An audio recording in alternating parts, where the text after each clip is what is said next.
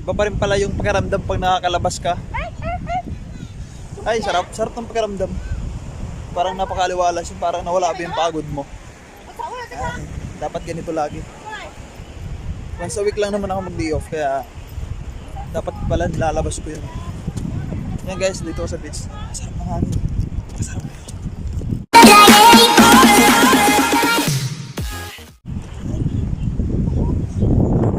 Mainit siya dito, may araw, pero hindi yung araw kasi yung hangin malamig.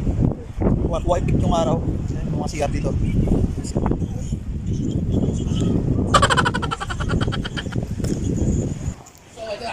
Guys, mga kainan yan dyan. May bibiling ka pagkain, nagugutom ka. Dito lang yan, malapit sa beach mismo. Kaakyat mo. Ito lang yan, sa likod. Yan, pupunta tayo dun sa dulo. Baka may mga Pilipino doon. Kasi karamihan naman Pinoy doon tatambay. Kasi maganda kasi doon, guys. May mga barbecuehan doon. Pwede ka mag-barbecue, pwede ka magluto, dala ka ng alak. Ngayon wala akong dalang alak. Wala. Nangangers na ako doon. Punta lang naman ako doon, tingnan ko lang kung anong nangyari doon. Baka kung ano nangyari. Kaya mas maganda na yung update tayo doon. Guys, sige lang. Pupunta na ako doon. Abangan nyo. Ay, sige, samahan nyo na lang ako. Ayan. Dito na.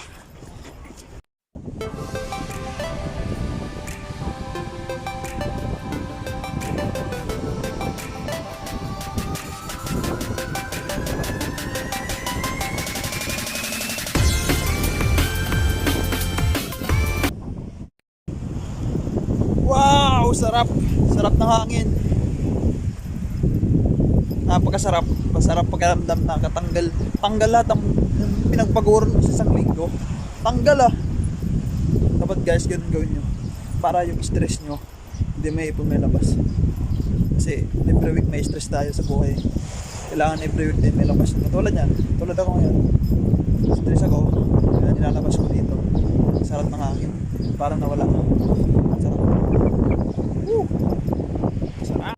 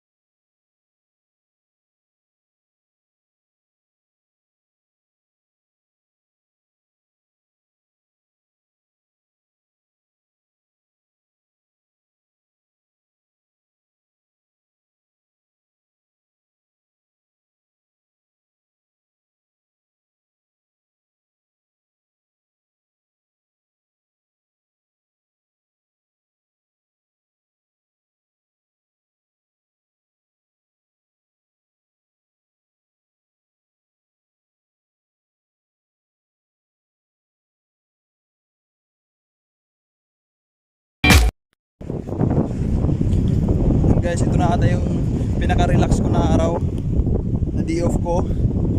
Hopefully, ba't may hopefully pa. Gusto mag-relax dyan. Ayan. Punta lang kayo sa mga beach. Ito, araw, mahangin.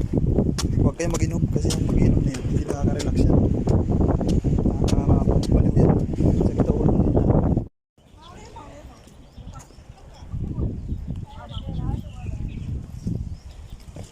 Guys, sinarado nila yung court nila, basketball court, kasi nung nakaraan, yung kasagsagan ng coronavirus, sinarado nila yung mga park, yung kainitan, yung mainit pa yung balita sa coronavirus dito sa Macau. Temporary close yung mga park, kasama na dito to, kasi parking naman to eh. Sinarado to nila, and ngayon still now sarado pa rin. Pero may mga pumupunta pa rin naman dito, but yan, kung makikita nyo yung mga may mga tali, ibig sabihin temporary close yan, wala muna upo. Yan, may mga tali katulad yan guys. So, Hinigyan nila ng tali, ibig sabihin hindi ka pa pwede niyan. Yan, dito sila nag-iihaw dati, mga Pilipino, mga turista, mga gusto mag-relax dito. Pwede yan dito mag-overnight yan, sa mga gilid may mga ano dyan. Hanggang dulo yan, hindi na tayo pupunta masyado na malayo, sobra-sobra na yan. Ayan, balik na tayo dun sa pupunta natin. Yan guys, dito yung ano, kung gusto mo punta ka dito, may dala kang pagkain, food, yan, dyan, grupo kayo, ayan. Tapos kung gusto mo magluto, barbecue, meron doon, ayan, yung mga pinakita ko kanina, ayan. Dyan yun guys, balik na tayo. Baka kasi buhangin dito eh, parang ano eh, hindi yung ano, hindi yung malalaki yung buhangin nila dito eh.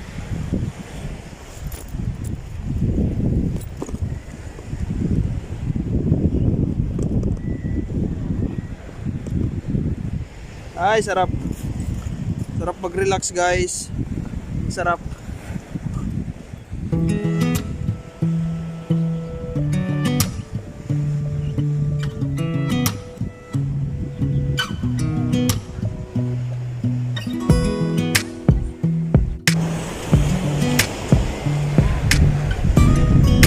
Ganyan dapat, guys, pag mag-day off kayo. Enjoy nyo yung sarili nyo. Hindi yung puro alak lang ginagawa nyo eh. Yung alak na yun, walang kwinta yan. Walang kwinta yung alak na yun. Alam mo kung anong mangyayari sa ulo mo niyan, sasakit lang eh. Dito kasi, pag pumunta ka sa mga ganitong area guys, hindi sasakit yung ulo mo, marirelax yung isip mo. Kaya yung stress mo, yung problema mo, hindi mo makakalimutan. Parang ganito lang. Dapat ganito mga ginawa ko dati pa eh. Kasi ginagawa ko guys, pag di ako nasa bahay lang ako, tutulog. Wala pala akong kwinta yun. Sakit, pag gising mo, sakit sa ulo. Dapat talaga guys, lalabas ka. Enjoy mo sarili mo. Hindi lagi puro trabaho. Hindi puro trabaho yung ginagawa mo. Kasi need ng katawan natin yung relax. Relax ba? Yung parang, alam mo na yun. Kaya subukan mo rin pumunta sa mga ganitong lugar. Yung nag-iisa ka lang. Yung makakapag-isip ka ng mabuti. Kaya guys, advice ko lang, ganito gawin nyo para ma-relax yung katawan mo, para ano pa rin, yung energy mo mag-recharge. Yan, ganyan! Tino mo! Diba? Laki ng katawan ko. Ito dito lumaki agad.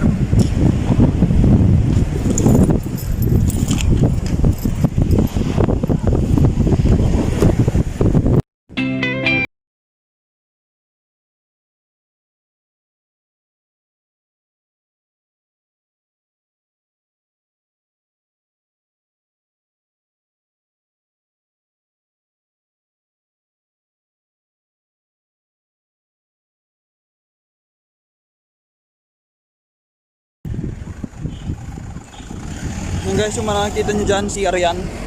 CR ang babae, CR ang lalaki. Yung mga gusto naman kumain, dito lang yan sa malapit sa beach. Pag akyat mo, yan. Ito na. Kung kumain ng barbecue, yung upuan dito, gusto mong relax. Yan guys, dito yung mga katrabaho ko. Oo. Sarap barbecue nila dito, ano? Mahal nga lang daw. Ito yung Pilipino natin na ano, namasyal dito. Yan, pati mo yung mga viewers ko. Nakita nila ako, nakita kami dito. Yan dito. Dito guys, yung bilihan ng ano eh, ng mga pagkain, alak, dito lahat. Yung mga tindahan ko doon. Maraming Pinoy dito. Ito yung kasama ko. Nakita ko dito, nandito rin pala siya. Diot niya rin pala, kasama ko sa trabaho. Sir, ilang oras na po ba yung niluluto? 15 minutes daw. 15 minutes. Kaya tulog ka muna kung 15 minutes lang din yung pag-iitay pa. Naka-idlip ka na nun. Nanaginip ka na nun, 15 minutes.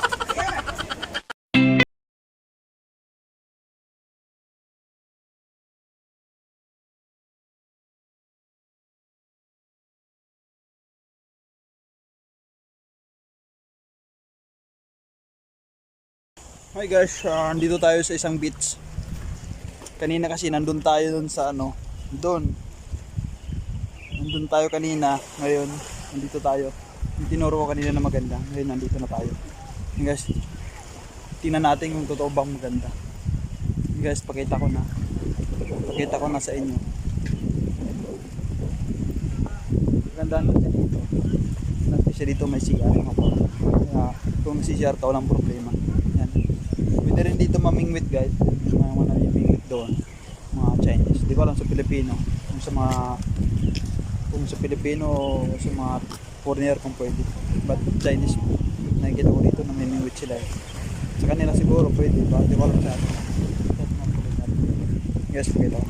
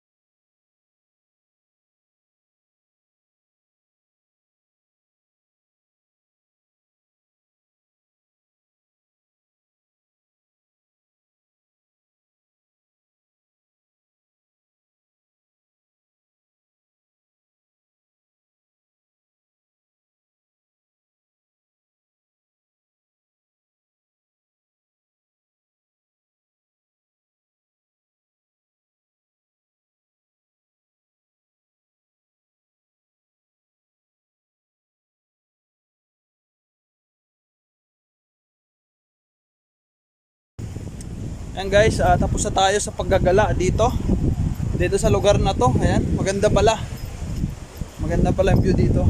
Ayan, tapos na. We are back to the first step.